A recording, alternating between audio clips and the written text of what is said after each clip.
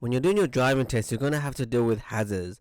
Now, unfortunately, you may not have 10 years of driving experience. So how do you react to such hazards? So let's take this example here.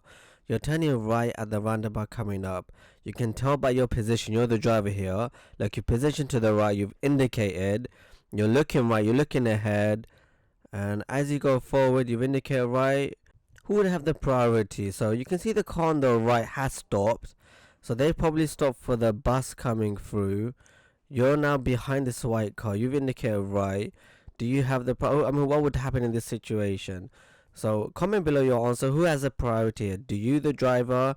Does the bus or does the car on the right? Who would go first?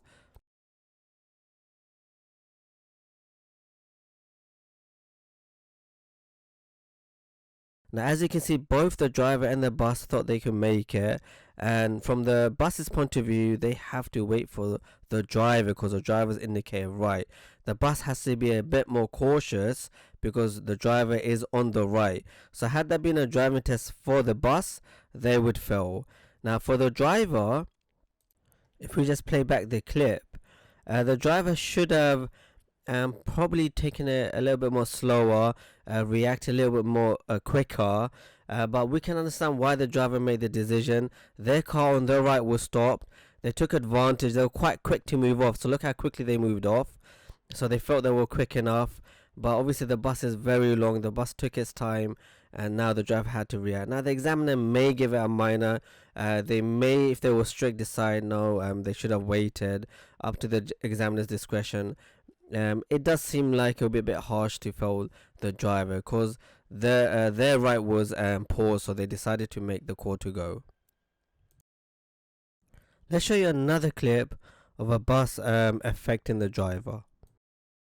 Let's check out this crazy hazard that's going to happen, and it may happen to you in your driving test. You're taking the third exit here, so you're obviously concentrating quite deeply now. You're going to get yourself into the correct lane. You're going to make sure you indicate. You're going to make sure you check your mirrors. Already now, you've got pedestrian you have to think about. You have to think about how to get onto the roundabout at a safe opportunity. So let's see what we're going to do. We're here, we'll come to the roundabout. We're taking the third exit. You get onto the roundabout, you count the exit. Here's the first exit, there's the second.